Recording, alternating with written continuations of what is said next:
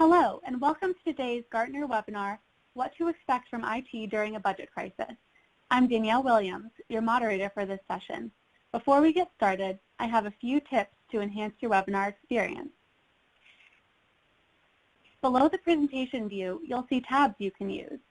We want to hear from you. Click Ask a Question to submit your questions and comments at any time. To access your copy of the research slides and other helpful resources, click the Attachments tab.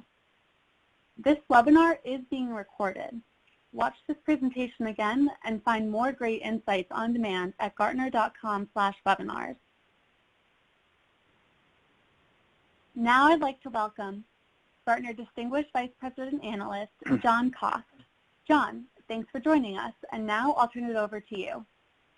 Thank you, Danielle. There's an old admonition that may you live in interesting times. Well, I think we've achieved that and then some. And obviously, for many of us, these are actually very tough times, but we will get through it. All of you who are a part of this call undoubtedly have some significant pressures in front of you right now. And obviously, we've had to cope with the urgency and the immediacy of the crisis and getting people out of the offices, whether they're our employees or our citizens. But now we have to look at what's going to happen next, because as we've dumped enormous numbers of resources into being able to support the needs of our healthcare workers and first responders in dealing with this, we've created some significant budget holes. And obviously, as well, with the economy basically shut down, there's not a lot of revenue coming in. So tough times lie ahead. Having been a state budget analyst during one recession and a deputy director of the Department of Management and Budget in another, I appreciate how hard the decisions are that are going to lie ahead of you, as well as the difficulty of actually making some of those very tough decisions. So the goal of this session is really to help you with these kinds of decisions, and particularly as they relate to IT, both in terms of the things that IT might be able to suspend or give up at this point in order to help save money, but also the things that IT and IT leaders can actually do differently that might enable you to find options to save money or actually grow revenue in other places. So we want to explore a variety of different options here, and we want to walk you through the Gartner methodology that we've developed specifically for cost optimization as you begin to plan your near future. Now, it should be noted that some of this stuff is actually stuff we created during the last recession back in the 07-09 time period. We've refreshed it, a lot of it, to be very time sensitive to the challenges we have today. And so we'll be talking about a variety of those things. Obviously, there are a lot of priorities that are really rising to the top right now. That would be the black box on the left. Obviously, health is probably the #1 priority just about everywhere right now, with security and public safety, and the cyber issues also very close behind in terms of the threats that we're all facing. Public welfare and education and how we handle our workforce are key issues. But other than logistics, things begin to slip off the radar screen fairly quickly at this point. Obviously, departments that are focused on those lower domains are still doing their jobs as they need to, but the resource prioritization for them tends to drop. And it's really hard to see, I suspect, because it's in really small print, but it's way at the bottom of the list there. If you look closely in red, maybe in larger screen, you're going to see IT investments. It's simply not a priority for a lot of organizations. We understand that. We understand why, because you don't want to do IT for the sake of IT. And IT generally lacks a strong political constituency anyway.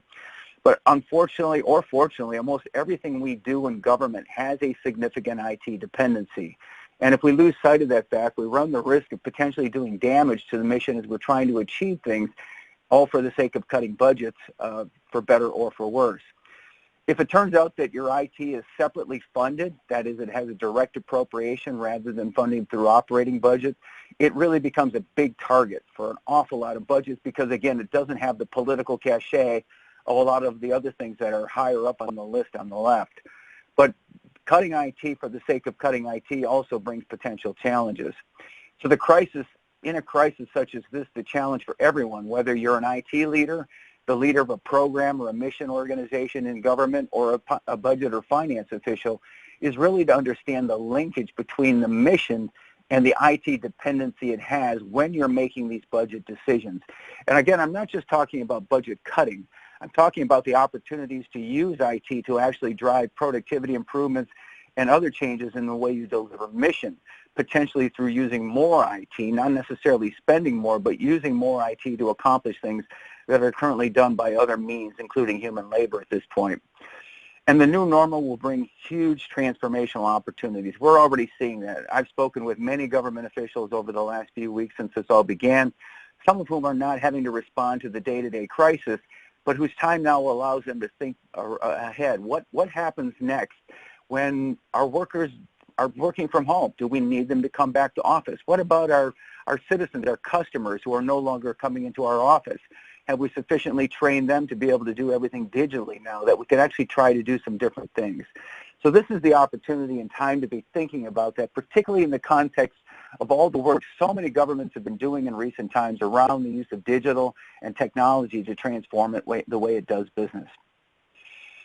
Normally, when we talk about cost management in Gartner, cost cutting, cost optimization, these are all part of a continuum going from the short-term reactionary stuff we're going to talk mostly about today, cost optimization, which is programmatic restructuring and things we can do to improve the way government functions, to optimize the way government functions through tweaking, increasing productivity and efficiency and things like that. Value optimization is where we really get at how do we drive tremendous change in the way government delivers services, aligning more to value, planning and prioritizing, executing and measuring, and doing things in a very different way. And we'll talk a little bit about some of those things, but for right now and today, we're going to talk primarily about cost cutting itself, because we know in this very short term with budgets coming due, many states, many governments are starting their fiscal year July 1st. A few of them started in the past week or so. So these are very challenging times that require some significant coping. Now, there's a very important thing to distinguish here as opposed to the way we normally do things. And again, I'm not presuming that everybody does either one of these only. There's probably a mixture out there. But traditionally, as we look back in the last recession, and even things that happened during the U.S. federal budget sequestering earlier in the decade, we saw a lot of use of the approach at the top of the list here. That is, the IT organization is asked to make cuts. And as requested, they provide a list and make their best recommendations to try to minimize the damage to mission functions. They make their recommendations back to the budget shop, and you figure out where to go from there. The pros to this approach is that the faster CIOs act, the more impact on savings can be achieved, and the quicker the reduction in the spending runway. A unilateral response is indeed faster, and IT leaders are generally appreciated for doing what is demanded in a timely way. But there's a significant risk to that, is that by completing an option, a list of options for cutting budgets, without a full appreciation for the impact on mission, then the mission might suffer. And further, if you're an IT leader, there's a good chance you're going to take the blame for something when it breaks. And unfortunately, also, we know how this works, having been a budget officer myself. By being responsive, CIOs may have to pony up and do it again in the not too distant future, because if the first round doesn't take, or if it's not enough, we'll have to go again. What we're really strongly recommending, and this is really the crux of the matter for the remainder of this presentation, is to really think through how does what we're proposing affect mission. So if you look at the second approach, what we're advocating here is that IT leaders and budget officials work with effective mission leaders to explore options as to what cuts, what IT cuts, or what cuts generally, if any, will minimize damage to the mission and justify why other cuts may actually be untenable. There's a great deal of challenge in cutting IT, which is possible, but when it has a direct impact on how services are delivered or how security of the nation and of our states and our society is protected. So by advocating for a very strong collaborative approach between IT leaders and mission leaders, we believe that on the pro side, it's going to build short and long-term credibility, because IT, budget officials, and mission leaders will gain a stronger appreciation of the value of the kinds of things that mission does and how IT affects it. The process may uncover options for investing more in IT in order to drive even larger productivity savings to the mission itself. And mission leaders can become better allies in defending IT spending and investment because, again, IT in and of itself generally does not have a very strong political constituency behind it in most elected bodies around the world. Now, the downside for this approach is that it's going to take a little longer. We think it's worth the trouble to do that. And there may also be some reticence by mission leaders themselves to get involved with it for fear it's just going to take away their time from the critical things they need to do, and that's partially true. But again, to the extent their mission depends on IT, it really behooves them to understand exactly what cut options are being proposed and how they will be mutually affected by what is being proposed. And we'll talk more about that as we get near the end of the presentation in terms of some techniques for doing that sort of thing. John, I'm sorry to interrupt, but yes. There's some audience members who had a problem with the link to the slides. So I just wanted to jump in and let the audience know if they have a web browser open, they can just enter a bit.ly link. It's bit.ly/GartnerJ-Cost. So again, that's bit.ly/Gartner, capital G, J, capital J that is, and capital K in cost. So bit.ly/GartnerJ-Cost. Hopefully that helps. If anyone has trouble, email us at gartnerwebinars@gartner.com and we'll send you the link. Sorry, John, back to you. Thank you, Danielle. And that reminds me, too, I was remiss in letting you know when I'm advancing slides because I know some of you are unable to connect through the network, your firewall, so you actually have the slides. I'm now on slide number 7, which is entitled Gartner's IT Cost Optimization Framework. And what this framework looks at is 4 levels of different types of cost-cutting options that will exist. And the value stream in doing them, the big ones, the big opportunities are really up at the high level, number 4. They're also very hard to do. So let's start at the bottom. And we're going to walk through each of these in a bit more detail. But let me go through this architecture, this framework at a high level at this point. At the lowest level, we have what's called IT contract management.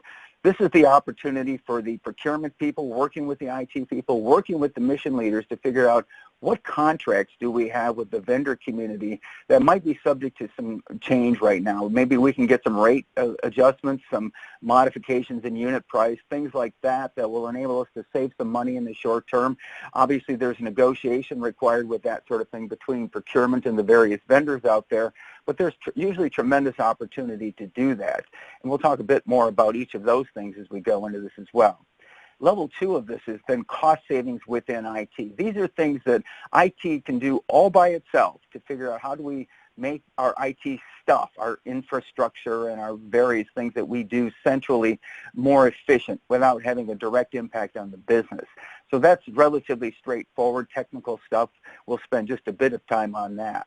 But what's probably of greatest interest for those of you who are influencers, those of you who are from mission organizations or from the budget shop, really is what happens in level 3, and that's the ability to optimize business savings within IT.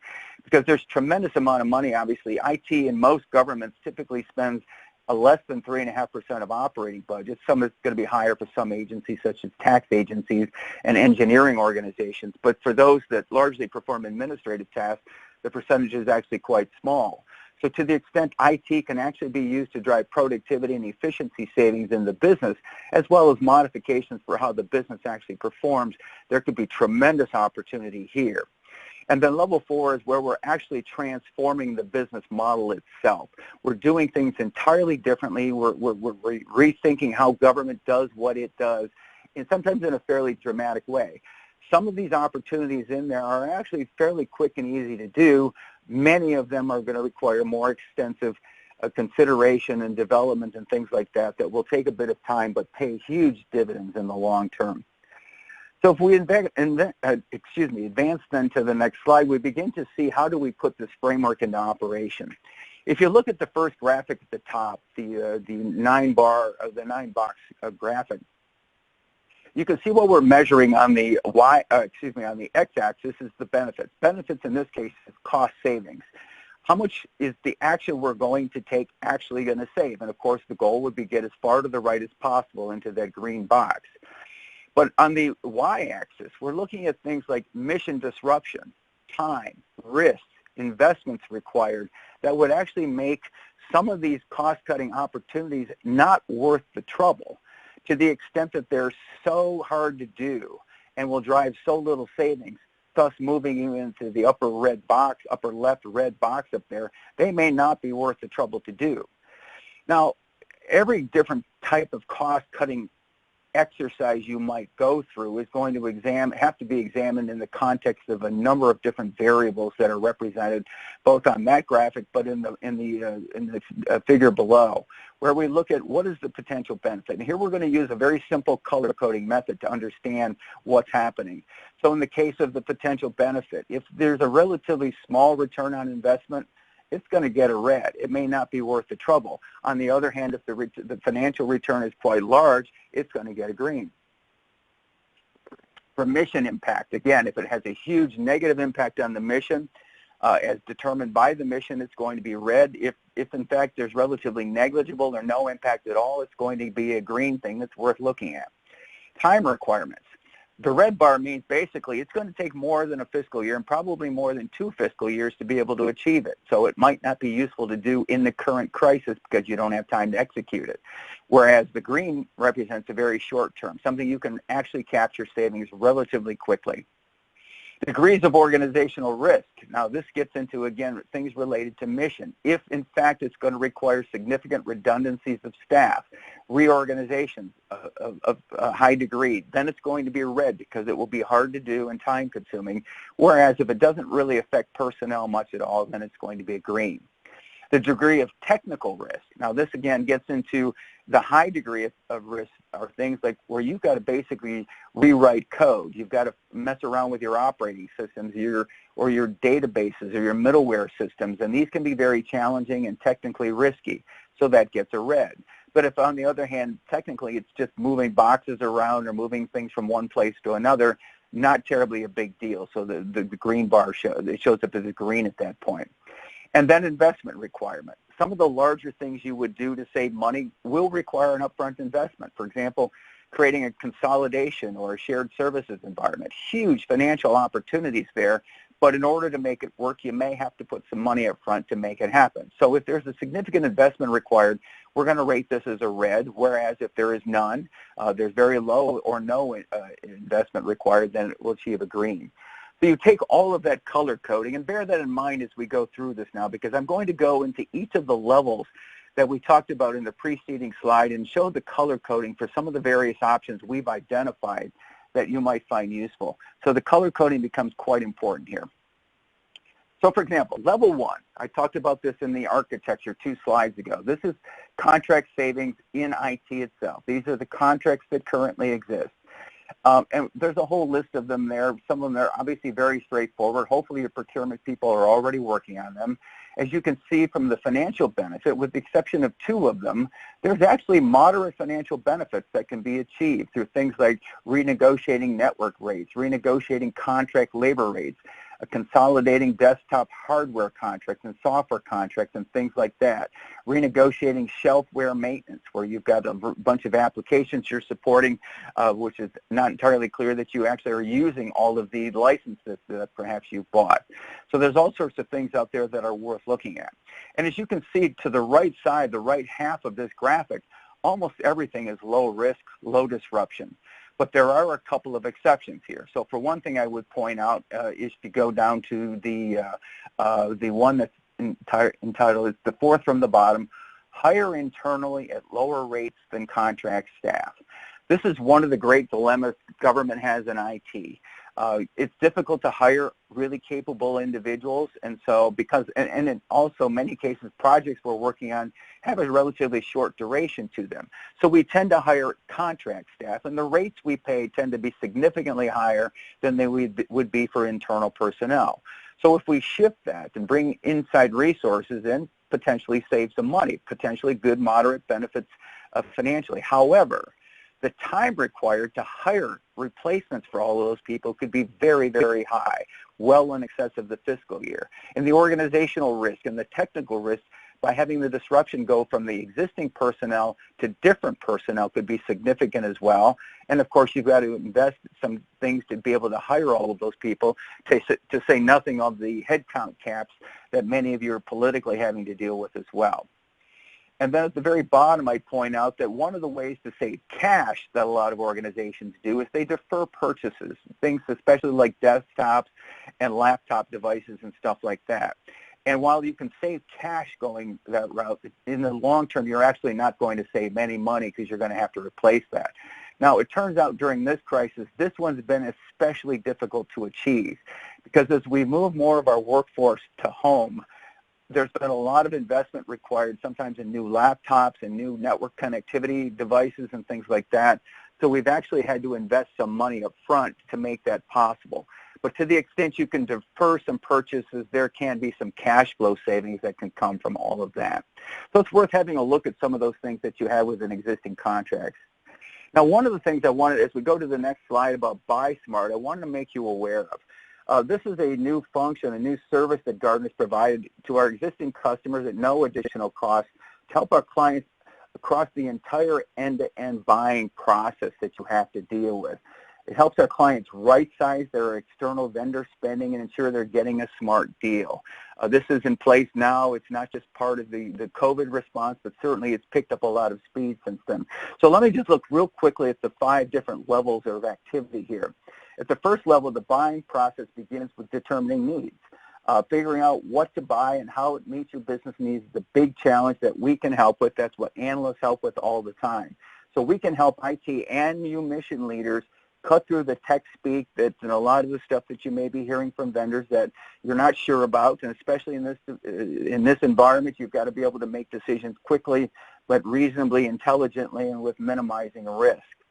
The second level then is picking the right provider. We help you make sure you're picking the right partner for your business needs. We have obviously magic quadrants and market scopes and things like that that tell us a lot about the various vendors. And we help with technology contracts that are long, so you don't want to be making the big mistakes there that are going to get you roped into something where, particularly now where it may look like it's free. We've heard that a lot from vendors, but in fact that there's those little codicils in there that you may want to have a look at. And then at the third level, we do look at help you with the deal structures. We help you evaluate the deal structure and ensure it meets your needs. We look at the amount of product or service options the client can pick up, you can pick up, and determine what's the right deal. And we typically do these in 30-minute calls with our analysts who specialize in those particular products or vendors. And at the fourth level, we can help clients such as yourselves eliminate unnecessary spend and avoid waste. By helping you avoid buying more expensive licenses than you need and so forth. And then finally, in the last box, we help try to reduce complexity and risk by taking a critical look at those things and ensuring you're aware of all of the hidden costs and risks that might be associated with a relationship. So again, my job here is not to sell you anything. These are already part of what we offer, and we really encourage you as business leaders as well as the IT leaders to take advantage of these capabilities because we've got lots of analysts who specialize in this stuff and are really, really good at doing stuff that in many cases you're only getting to do once in a career. As we then move on to slide 11, we're looking at the level 2, the top IT cost optimization opportunities that we see for organizations. These are generic. They very much apply to government, and the big ones are obviously there's very high financial benefit, things like creating shared services or centralizing and standardizing technology, leveraging cloud services, increasing IT transparency, and a variety of other things that you can see on the chart there. Now, while these offer very high financial benefit, they are organizationally risky and challenging and hard to do. Shared services is something that has got a proven track record in places where it works.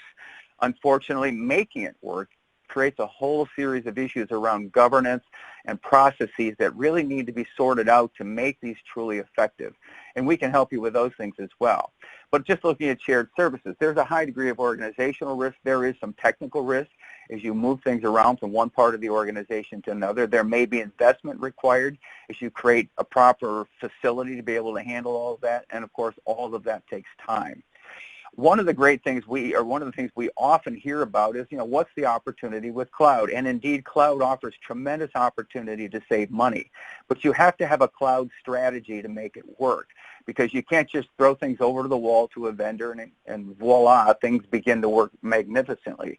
It takes time to make sure that they're doing exactly what needs to be done, that you haven't got something break by going from on-premise to off-premise. So there is organizational risk, there is technical risk, there is investment required to build out that relationship and to create those contracts, which of course takes time. And there should be a cloud strategy so that you're not just doing one-offs across the entire organization. Your IT organization can play a very important role in creating a brokering function to help you manage all of those kinds of relationships that you will need, and to understand what works best for the enterprise of your entire government and not just for a particular agency. Then if you look down at the very bottom, again, there's a cash savings one, temporarily suspending training. Obviously not something you want to maintain in the long term, but it's a way to save some money. And the one right above that is invest in Mode 2 and Agile capability. I'll talk more about that in a moment as we get to the project side of things there. There is some opportunity to save a little bit of money by doing that. The long downstream effect, though, is the bigger once you finally roll out Agile and the things you can do with that. So advancing on then to the next slide, which is also related to level 2, comes back to this shared services thing. But it's not just around IT at this point. There are other things you can be doing as well. Now here, when I talk about cross-government, this is really important. It may not apply to national governments, though it could. It could apply across agencies within national governments. But here what I'm looking at is particularly local governments. I recall back during the recession in the 07-09 time period that there were actually counties in one large state in the U.S. that began sharing things like call centers and administrative applications and network capabilities and even basic contracts where they could get better economies of scale. So there's actually a tremendous opportunity associated with cross-government sharing of services. Again, not just IT, it can be other things as well. But as you can see from the color coding here, while there's big financial benefit for a number of them, there's also significant risk associated with them, and for almost all of them, time is the risk. For the simple reason that it takes time to negotiate the governance strategies, the alignment of all of those things. We have techniques we can share with you about how to do those things. I work with governments on shared services all over the world, and we can certainly help you work through those things. There is tremendous opportunity there, but it's something you're going to need to get started on fairly quickly, although by doing it now, you can actually begin to achieve savings for the long term as well. Then if we move on to level 3, there's a lot of things here where we get into the whole issue of affecting the mission and saving money using IT. It's government optimization. We start off with a simple one. And again, this is around saving money, canceling projects. You're going to have to figure out which ones you cancel. The financial benefit of canceling or delaying projects can be very significant. However, there's a good chance that those projects were actually intended to serve a purpose. And therefore, there's also a good chance that by canceling them, you're going to have a negative impact on your intended customer. So you're going to need to think through the implications of whatever projects you're going to cancel or defer and all of that. But again, there's a tremendous amount of money to be saved there. Now, we've seen a lot of teleworking going on right now, and as you can see, the financial benefit for moving people to work at home is actually very low. In fact, I would argue it's probably negative. And the reason is that teleworking actually saves money for the employee, but it doesn't save money for the government unless you close buildings. If you actually close buildings or give back leased space. So if you look at the next item, the third row there, the financial benefit of teleworking actually goes up when you're able to close buildings. But chances of doing that in the short term can be fairly challenging. We do encourage you to be thinking about that as part of your what's next strategy here. Do we need to reopen all of that office space? Do we have the opportunity to perhaps give some back or do something differently with it, if not sell buildings entirely? So that's one of the things to take into consideration. Again, we have opportunities for call center administration or call center consolidation, whether it's emergency or non-emergency. Increased use of video conferencing capability. Presumably you've already been doing a lot of that.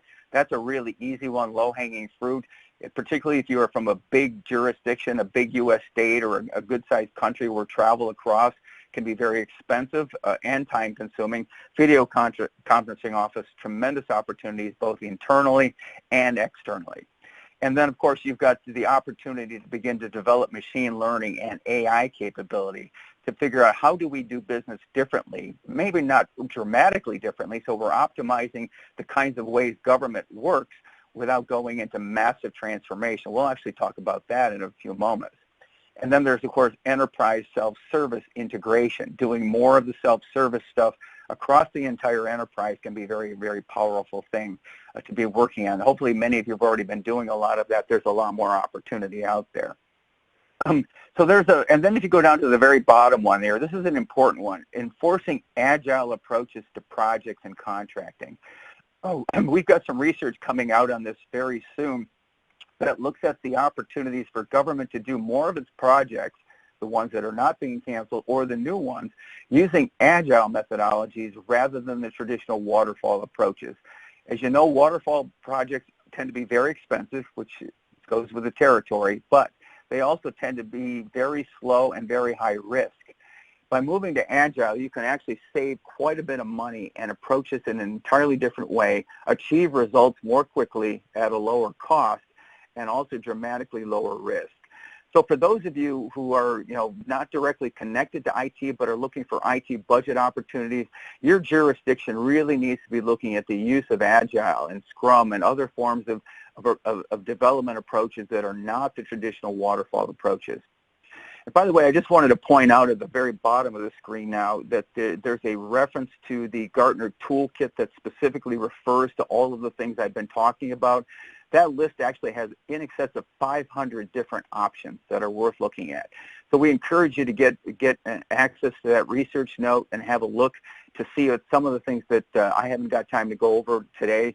Many of them are scored just as I've done them in this presentation. So have a look. There's a lot of good stuff there.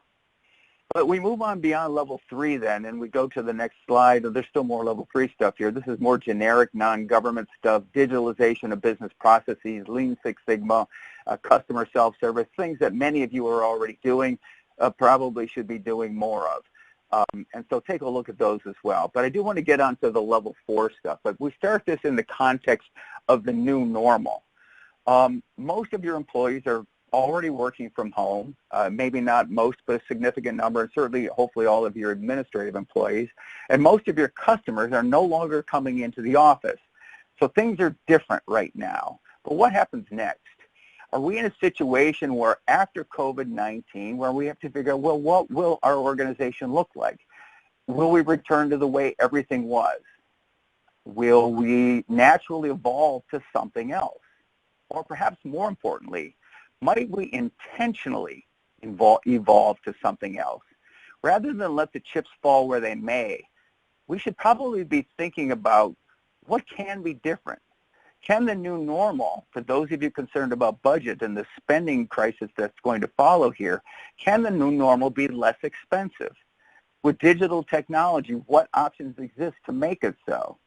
And who do you have thinking about this? We're all in crisis right now. But there's large parts of the organization who can really be thinking about, well, what is next? How do we take advantage of digital and what's happening right now to actually move in a completely different direction? And so this is the time to be thinking about that, and importantly, to think about who's doing that. As we think about the expectations of IT, and we've moved on to slide 16 now, if my eyes are not deceiving me, historically, we rely on our IT leaders to focus on infrastructure and maintaining IT, the infrastructure, the operations, the applications. Beginning to work more and more on process transformation becomes important. And data maturity. Data is the big opportunity through all of this stuff. Data represents tremendous opportunities to change the way we do business without doing anything differently other than using data in a different way. And that requires more focus on information integration, as well as then innovation, digital transformation, and user centricity. All of these are important things. Historically, our IT leaders are really good at the things on the right.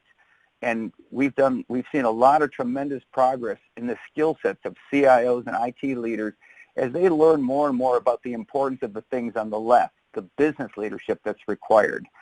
And as we look forward into what's going to happen next, as we think about the implications of what digital is and can be, the things that become most important are, in fact, these things on the left. So the question, again, I want to pose to you, as I did in the previous slide, is who's thinking about these things? As you think through what are the technologies that are possible to do things differently, how do they apply in the way we do business now? Do your mission leaders have time to think about that? That would be really cool. But to the extent the IT leaders that you have can be proactively thinking through these opportunities, working with budget officials, and working most importantly with mission leaders to think about delivering new things around citizen centricity and doing things in very different ways, this is the time to be doing that. It's a very important time. Data and analytics represents the major opportunity because, again, government has more data than any other industry, so it's time to use it. And using things like the data and analytics tools that are available now enables you to do three major buckets of things. One, to detect things. Secondly, to automate things. And third, to anticipate issues and things that you could do differently to be more predictive. On the detect side, there's tremendous long-term savings there using things like different data tools, analytical tools, and artificial intelligence to look at things like entitlement fraud, finding patterns of abuse in Medicaid, both amongst consumers and providers, as well as government loans and things like that. And for those of you who are not from the United States, forgive me, Medicaid is a program that's run by our U.S. states that provides health care for the poor. And so it's a very, very big program representing about 29% of state budgets at this point, a big issue. Similarly, tax evasion. To what degree can you use data and analytical tools to identify unreported income and assets? Obviously, we make massive investment in our tax systems. Be able to really get even more proactive information out of that can be very, very powerful. Dealing with human trafficking, detecting that, finding process efficiencies through tracking of our handoffs and all of the things that we do in government now. Automating things like program eligibility and dynamic taxation, and even going to inspections where we rely on drones and sensors instead of human observation to do things. Tremendous opportunity to automate things in that world as well. And then anticipating, obviously, things like disease outbreak, very much top of mind right now, and clearly something that every level of government is thinking about. How do we use the COVID situation to understand what's happening? Who has antibodies? Who has immunity? Who's still not to be infected but might be? And so on, and how do we deal with all of that? And of course, transportation needs as well. How do we optimize the routes of our public transportation systems or maintain our infrastructure more effectively without actually using human inspectors in some cases? All very powerful opportunities. The next slide I'm not going to read. Obviously, it's a terrible eye test. The point of it is that there's a lot of use cases we've identified for the public sector and government that really examine what are some of the things that can be done using data-driven tools and capability that we might already have. We just simply need to expand. And so this provides the opportunity then to look at the level 4 cost savings. Some of the really big opportunities out there, such as moving all of IT, all of our infrastructure to anything as a service. But moving to multi-channel citizen engagement, which some governments around the world are doing now, replacing inspectors with sensors and drones, as I said, applying digital to citizen journeys, applying AI and machine learning to Medicaid fraud or other entitlements, and applying it to tax fraud, expanding the use of drones and robots in law enforcement as an enabler to assist law enforcement and security officials in getting the job done by having more eyes on the scene and more predictive capability, and creating biometric identity management platforms that really help us identify who's in what situation and how do we help manage their needs more effectively, particularly now as we try to reopen the economy in the not-too-distant future, we can all hope. Now, having said all of that, I said earlier on, how do we do all of this in conjunction with the mission? The graphic on the right side of the screen is actually a PDF, and we're happy to share this with you. It's just an example of something you can use. So what this PDF looks at is a scoring sheet. We identify a cost-saving thing we might do, and we send that to the affected departments, agencies, program, mission leaders and say, here's something we're thinking about doing. How does it affect you? Does it cost you money? Does it save you money? Does it impact your mission? Is there organizational risk, technical risk? How quickly could we do it? Tell us what you think. Give us a systemic thought about these things, not just a gut reaction. Think about it and actually give us a score. And then you in the IT organization, or perhaps even in the budget shop, could collect these things, score them all together across the entire enterprise, and come back to our graphic once again. Now here we're going to amplify this. We're going to actually show visually the benefit and risk of various cost options. So I'm going to build out a number of things on the screen here. We talked about level 1, contract renegotiation. Benefits are reasonably high. The risk is extremely low. Network consolidation. When I was the state CIO in my home state, that was the first thing we did. We saved massive amounts of money at virtually no risk whatsoever. It helped pay for a lot of sins going forward, to be perfectly honest. Call center consolidation, big opportunity there as well. Software license audits.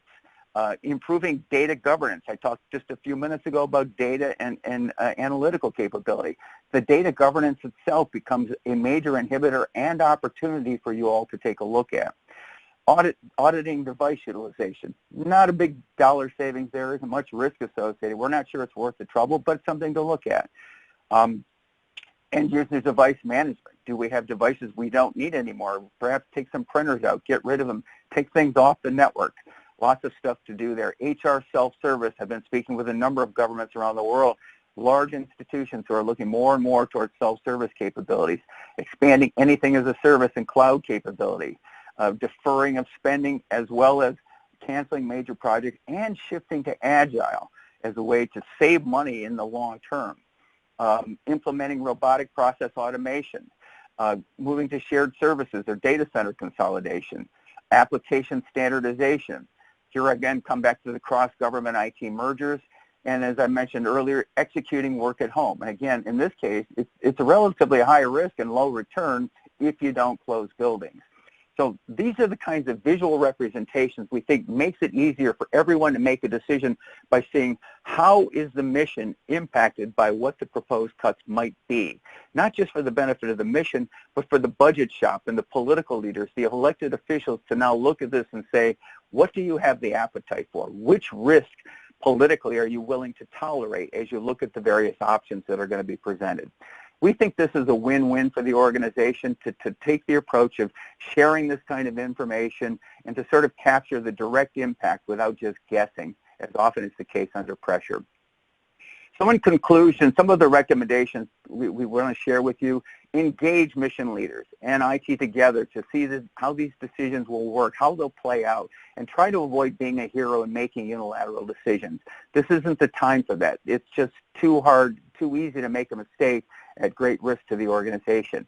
Make sure enterprise leaders and the budget office are aware of the mission impact of all of this, so you're learning from this whole exercise. Prove the value of IT by validating how IT already supports mission, but also showing additional opportunities to optimize and transform the mission as we emerge from the COVID crisis. Use the Buy Smart techniques we talked about to help you with your procurement and your contracts that already exist. Again, this is no additional cost. And recognize and prepare for the fact that this crisis is highly disruptive in the short term, but will cause organizations to rethink many of their processes afterwards.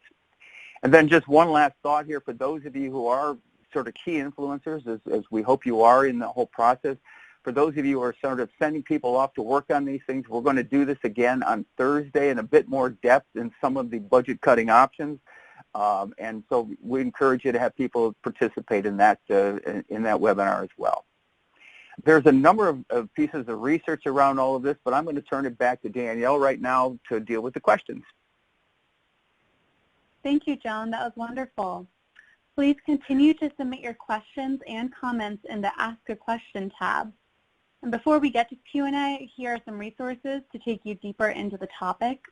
And again, if you had trouble accessing the presentation slides, please go to bit.ly/Gartner with a capital G, capital J, capital K, OST.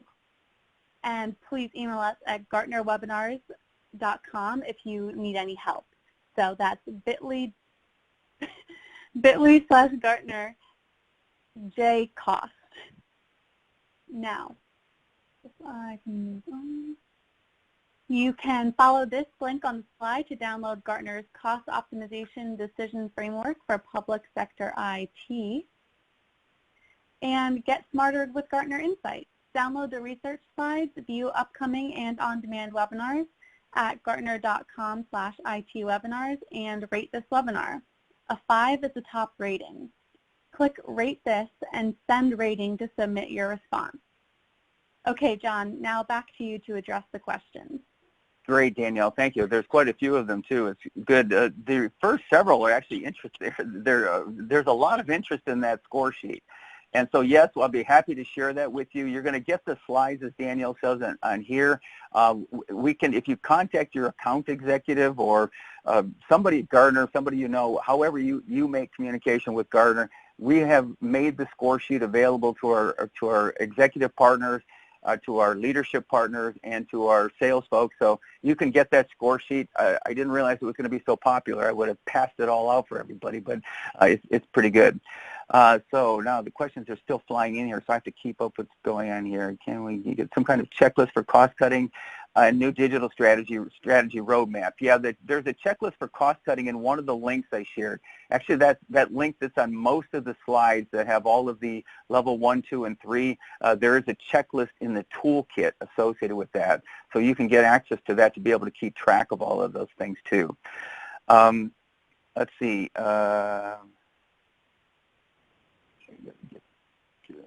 Yeah, we answered that one. Let's see. How can I learn more about agile contracting approaches and processes? That is an excellent question. So now let me distinguish here for you on the call. There's a difference between agile development and agile contracting. And when I say agile contracting, I mean contracts specifically created for agile development. There are agile contracting approaches. That's not what I'm talking about here. That's a different genre thing. There'll be some research coming out in the next week or so around this whole issue of agile contracts. The U.S. Customs and Immigration Service, the state of California, and I believe the state of Colorado, amongst others, and they're the ones cited in the research note, have actually created contract vehicles specifically for agile contracts. And we'll provide a link for that stuff in this upcoming research note. Really cool stuff. There's not a lot of it out there yet. There's a lot more coming. But basically, it's a sort of a form of IDIQ, indefinite demand, indefinite quantity of contracts on steroids that enable you to do things quickly that are based primarily on capability, skills, and experience rather than price. So it's a really cool thing, but we can get you a lot more on that. Gartner's got a lot of work that's been done generically outside of government around the whole issue of agile for the kinds of contracts that you would have to support agile. Can you please elaborate on network consolidation? Sure. I don't know how all governments do it. There's a lot where each department, sometimes even each program, has its own network. And so rather than allowing that to be the case, I found when I was state CIO that if we consolidated all of our networks under one vendor or one structure, that we actually got tremendous economies of scale, much more robust and dynamic network, and we actually saved several $1 million a month. Now that's back in 1990s dollars. So again, it depends on whether you've already done consolidation of your networks or not, but basically it's the consolidation of the network contracts that you would have with the various vendors who support you. Let's see what else we have. What can IT leaders do? This thing's moving so fast. What can IT leaders do to be better prepared for a back-to-work order in the next few weeks? Well, you've done some work to sort of, IT leaders have moved so many people back out of the office, now they're coming back to work. The first thing you need to be doing, in my opinion, is finding out, are we really ready for people to come back to work? We want them to keep working, obviously, but might they be better off just staying at home for a little while longer yet? And are we working through the issues of our supervisory capability? One of the first organizations I chatted with as the work at home thing began a few weeks ago was, okay, we've technically achieved it, but now the managers of the organization are coming back and saying, now how do I manage these people? There's some really good Gartner research around that issue as well. I was not the author of it, which is probably why it was good research. It really looks at, okay, now we have this situation. What do our managers need to know about being effective supervisors under this situation? So we really encourage you, rather than to expect the people to be coming back in the office, plan accordingly. Figure out who needs to come back because they weren't deemed essential and were sent home, but maybe they're more essential than others of those that were sent home. Sort of create a way to sort of stagger and stratify the various people that are still at home to determine when are we ready to have them come back. How do we cope with current cost-cutting scenario with our employees? Employees obviously potentially are affected by this, and you need to be very upfront about will they be affected and under what circumstance. They might also be a great source of ideas. This is a great opportunity to use your employees for crowdsourcing, to figure out what ideas that they have. What are their pet peeves about the way processes are done that might be done differently? So again, going back to the idea of having somebody thinking about what does the future look like, this might be the time to engage your employees to rethink some of your business processes. But to the extent that they're going to be affected by budget cutting, and obviously many of them will, you're going to have to work with the various employer or organizations and unions to the extent you have them to sort of how does all of that get communicated, how is it handled, what are the various steps that you should go through. Your employer representatives will be far more effective at doing that than I can, because every government's different. Everyone has a very different political situation than we can account for here. Let's see what else we got here. The questions are moving so fast I can't even read them fast enough here. I'm saying cover that one.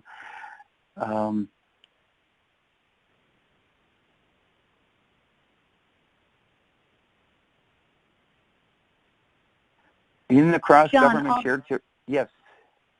Oh, no, I was just going to give you a moment to look through the questions. I'm getting requests to read the link again to give you a chance to read some questions. Okay. And that is bit.ly/Gartner with a capital G, and then capital J for John, capital K for cost, OST. And if you still are having trouble, there should be a presenter announcement that you can see on your screen, and also email us at gartnerwebinars@gartner.com. If you're still having trouble, someone will answer you there. All right, back to you. Thank you. So somebody asked about the cross-government mergers, and particularly the security issues associated with that. Yes, that is one of the technical risks that has to be addressed. Governance is a big deal here when you get into this cross-government stuff. Who owns the decision rights for various things, including security? And those are the kinds of things that do need to be worked out. Now, in many cases, governments do use similar kinds of security protocols. I'm not an expert on security, so it's just a matter of simply agreeing on a single standard. No small feat in some cases, particularly if you've invested heavily in one particular set of protocols. But that's something that needs to be worked out as the leaders of the various organizations get together and figure out what can be done. And I'm not talking about doing a lot of them at once. I'm not suggesting, for example, every county in a large state get together to do it. Let's start with the neighboring county, or counties that share a lot of things already, or cities in suburbs that are adjacent to one another. Work through where you can get through these issues, where you've potentially got a good relationship already, and figure out how to address those kinds of issues on a bilateral relationship. Don't try to create standards that bring into effect a lot of different people at one time. It's just too hard to do. Let's see. What else we got here? Talked about Agile already.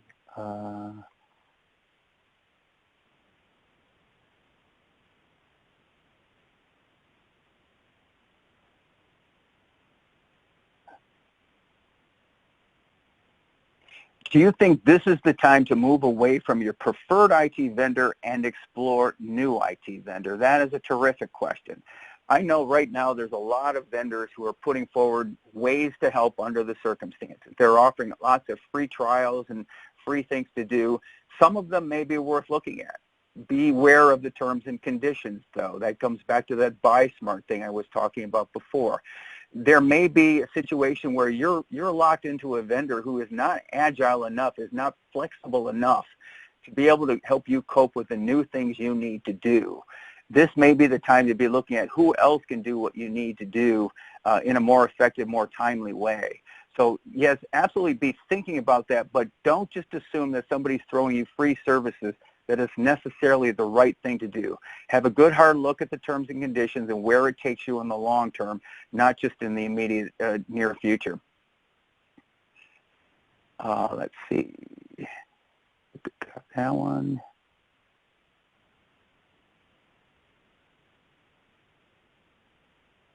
Okay, this is a great question here. Given the pressure and stress to deliver immediate cost reduction and keep the lights on, do organizations today have the appetite and attention span to plan for the medium and long-term horizon, even if it's for more sustainable cost reduction avenues?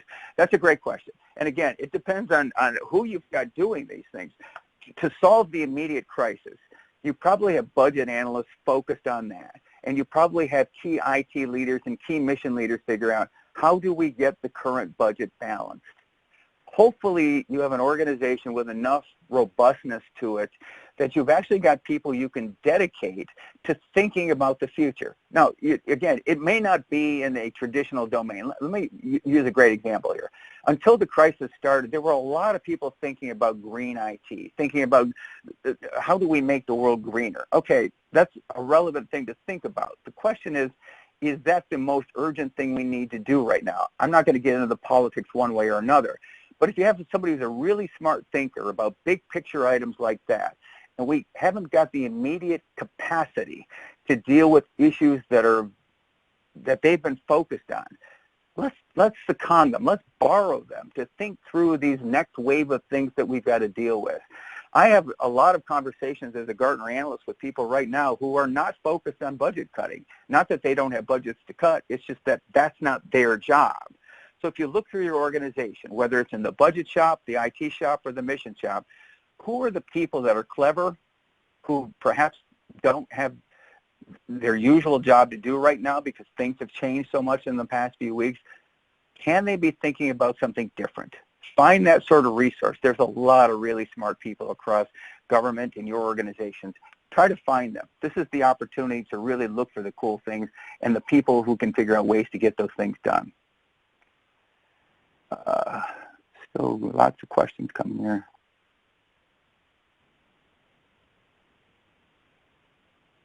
You gave us a lot of examples about government, but what about IT in the retail business?